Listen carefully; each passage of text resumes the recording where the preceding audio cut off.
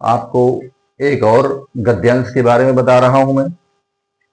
प्रदूषण हवा, पानी और भूमि की भौतिक, रासायनिक या जैविक विशेषताओं में एक ऐसा अनैच्छिक परिवर्तन है जो मानव जीवन को, ऐच्छिक स्पीशीज को, औद्योगिक प्रक्रिया को, रहने की परिस्थितियों को एवं सांस्कृतिक पहलुओं को बुरी तरह प्रभावित कर सकता है या करेगा, अथवा यह हमारे कच्चे पदार्थों की संपदा को व्यर्थ या नष्ट कर देगा। प्रदूषण मुख्यतः भौतिक पदार्थों एवं अभौतिक पदार्थों के कारणों से हो सकता है।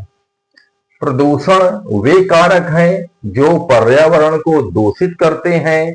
इनको कार्बनिक तथा अकार्बनिक प्रदूषकों में वर्गीकृत किया जा सकता है और यह कई प्रकार के हो सकते हैं।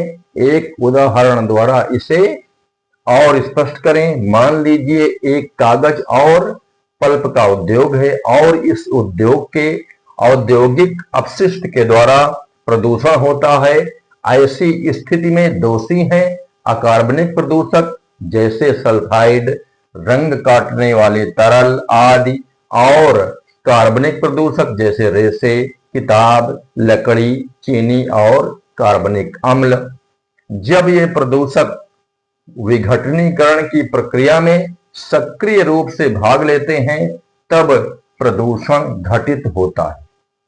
ठीक, अब जब आपको गद्यांश मिले तो उसको अच्छी तरह से पढ़िए, उसमें देखिए कहाँ क्या लिखा हुआ है और उत्तर जो दीजिए इसी गद्यांश के आधार पर दीजिए, बाहर से अपने हिसाब से मत दीजिए। अब आते हैं प्रश्नों में। प्रदूषण क्या है? पर्यावरण के घटकों में अनैच्छिक हानिप्रद परिवर्तन, मानवीय मूल्यों का दूषित होना, मानव तथा प्रकृति का संघर्ष, प्राकृतिक आपदा। अब हमको देखना है कि हमारे इस गद्यांश में हमको कहां से उत्तर मिल रहा है। प्रदूषण हवा, पानी और भूमि की भौतिक, रासायनिक या जैविक विशेषताओं में एक ऐसा अनैच्छिक परिवर्तन है जो मानव जीवन को, ऐच्छिक स्पीशीज को और औद्योगिक प्रक्रिया को, रहने की परिस्थितियों को एवं सांस्कृतिक पहलुओं को बुरी तरह प्रभावित कर सकता है। क्या लिखा है इसमें? एक ऐसा अनैच्छिक परिवर्तन। इस गद्यांश से हमारा उत्तर हमको मिल गया। अनैच्छिक और प्रदूषण तो हानिप्रद होता ही है, प्रदूषण हानिप्रद है और अनैच्छिक होता है, तो हमारा उत्तर मिल गया पर्यावरण के घटकों में अनैच्छिक हानिप्रद परिवर्तन। ठीक, प्रदूषण क्या है? पर्यावरण के घटकों में अनैच्छिक हानिप्रद परिवर्तन है। तो पहले प्रश्न का उत्तर हमको मिल गया, पहले में ए विकल्प सही। ठीक, अब आते हैं हम दूसरे प्रश्न में। प्रदूषण के कारकों को वर्गीकृत किया जा सकता है प्राकृतिक तथा अप्राकृतिक में, मानवीय तथा अमानवीय में, कार्बनिक तथा अकार्बनिक में और औद्योगिक तथा अनौद्योगिक में। अब हम देखते हैं अपने गद्यांश में कि हमारा उत्तर कहाँ छिपा है, कहाँ से हमको उत्तर मिल रहा है। प्रदूषण के कारकों को वर्गीकृत किया जा सकता है। देखिए, प्रदूषण हवा, पानी और भूमि की भौतिक, रासायनिक या जैविक विशेषताओं में एक ऐसा अनैच्छिक परिवर्तन है जो मानव जीवन को, ऐच्छिक स्पीशीज को, औद्योगिक प्रक्रिया को, रहने की परिस्थितियों को एवं सांस्कृतिक पहलुओं को बुरी तरह प्रभावित कर सकता है या करेगा, अथवा ये हमारे कच्चे पदार्थों की संपदा को व्यर्थ या नष्ट कर देगा। प्रदूषण मुख्यतः भौतिक पदार्थों एवं अभौतिक पदार्थों के कारण हो सकता है। इसमें प्रदूषण के कारकों को वर्गीकृत किया जा सकता है। प्रदूषण वे कारक हैं जो पर्यावरण को दूषित करते हैं। इनको कार्बनिक तथा अकार्बनिक प्रदूषकों में वर्गीकृत किया जा सकता है। हमारा उत्तर हमको यहाँ पे मिल गया। प्रश्न क्या है? प्रदूषण के कारकों को वर्गीकृत किया जा सकता है, तो क्या है? इनको कार्बनिक तथा अकार्बनिक प्रदूषकों में वर्गीकृत किया जा सकता है। हमको उत्तर मिल गया कि इसमें सही है कार्बनिक तथा अकार्बनिक प्रदूषक। ठीक, इसी गद्यांश से हमको उत्तर मिला। सही क्या है? सी विकल्प हमारा सही है, कार्बनिक तथा अकार्बनिक में। ठीक, समझिए बात को। प्रदूषण के कारकों को वर्गीकृत किया जा सकता है कार्बनिक तथा अकार्बनिक में। ये देखो लिखिए, इनको कार्बनिक तथा अकार्बनिक प्रदूषकों में वर्गीकृत किया जा सकता है। ठीक, इसका उत्तर हमको मिल गया। अब आते हैं तीसरा प्रश्न। कार्बनिक तथा अकार्बनिक प्रदूषकों द्वारा प्रदूषण कब होता है? कब होता है? अब हम देखते हैं, ऊपर तो हमको मिल चुका है, इस पैराग्राफ को देखते हैं हम। प्रदूषण वे कारक हैं जो पर्यावरण को दूषित करते हैं। इनको कार्बनिक तथा अकार्बनिक प्रदूषकों में वर्गीकृत किया जा सकता है और यह कई प्रकार के हो सकते हैं। एक उदाहरण द्वारा इसे और स्पष्ट करें। मान लीजिए कागज और पल्प का उद्योग है और इस उद्योग के औद्योगिक अपशिष्ट के द्वारा प्रदूषण होता है। ऐसी स्थिति में दोषी हैं अकार्बनिक प्रदूषक जैसे सल्फाइड, रंग काटने वाले तरल आदि, और कार्बनिक प्रदूषक जैसे रेशे, किताब, लकड़ी, चीनी और कार्बनिक अम्ल।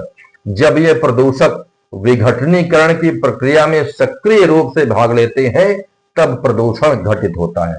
प्रश्न हमारा क्या है? प्रदूषण का वो कार्बनिक तथा अकार्बनिक प्रदूषकों द्वारा प्रदूषण कब होता है? देखिए, जब यह प्रदूषक विघटनीकरण की प्रक्रिया में सक्रिय भाग लेते हैं तब प्रदूषण घटित होता है।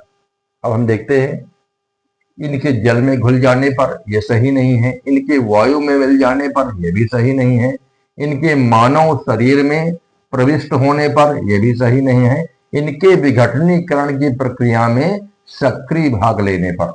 ये हमको जो है प्रश्न का उत्तर मिल गया। जब यह प्रदूषक विघटनीकरण की प्रक्रिया में सक्रिय रूप से भाग लेते हैं तब प्रदूषण घटित होता है। कार्बनिक तथा अकार्बनिक प्रदूषकों द्वारा प्रदूषण कब होता है? उत्तर इसका है कि इनके विघटनीकरण की प्रक्रिया में सक्रिय भाग लेने पर। इसलिए हमारा जो है इसमें डी विकल्प सही। ठीक, इसमें कौन सा सही है? डी विकल्प सही। ठीक, अब आते हैं, प्रस्तुत गद्यांश का उपयुक्त शीर्षक क्या है? शीर्षक मतलब टाइटल, इसका क्या दिया जा सकता है? इसका शीर्षक क्या दिया जा सकता है? तो देखिए, पहली चर्चा तो इसमें प्रदूषण के बारे में हुई। ठीक, अब आते हैं इसमें देखते हैं हम, इसके जो है प्रदूषण, प्रस्तुत गद्यांश का उपयुक्त शीर्षक क्या है? पहला पर्यावरण प्रदूषण, दूसरा प्रदूषण के प्रकार, तीसरा प्रदूषण एक समस्या और चौथा प्रदूषण और प्रदूषक। देखिए, चर्चा तो इसमें सबकी हुई है। पर्यावरण प्रदूषण के बारे में चर्चा हुई, प्रदूषण के प्रकार, प्रदूषण एक समस्या, ये भी चर्चा है, प्रदूषण के बारे में चर्चा हुई, प्रदूषण और प्रदूषक। लेकिन जिसमें प्रमुख चर्चा हुई प्रदूषण के बारे में हुई और प्रदूषकों के बारे में। देखिए, प्रदूषण के बारे में हुई, रासायनिक या जैविक विशेषताओं में एक ऐसा परिवर्तन है।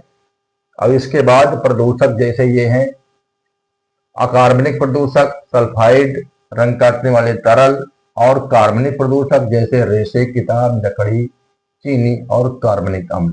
तो इसमें जो हमारे गद्यांश में प्रमुख चर्चा हुई है वो प्रदूषण और प्रदूषक के बारे में हुई। ठीक, इसके बारे में हुई है, प्रदूषण और प्रदूषक के बारे में हुई है। इसलिए इसका उपयुक्त शीर्षक होगा प्रदूषण और प्रदूषण। ठीक, इसका डी विकल्प जो है वो सही होगा। इसका जो है डी विकल्प सही होगा। जब भी गद्यांश आए आप बड़े ही ध्यान से, बड़े आराम से उसको पढ़िए, 2-3 बार पढ़िए और उसके बाद उसी के आधार पर छांट कर आप अपने प्रश्नों का उत्तर दीजिए। ठीक, आज के लिए इतना ही, कल फिर मिलते हैं। नमस्कार।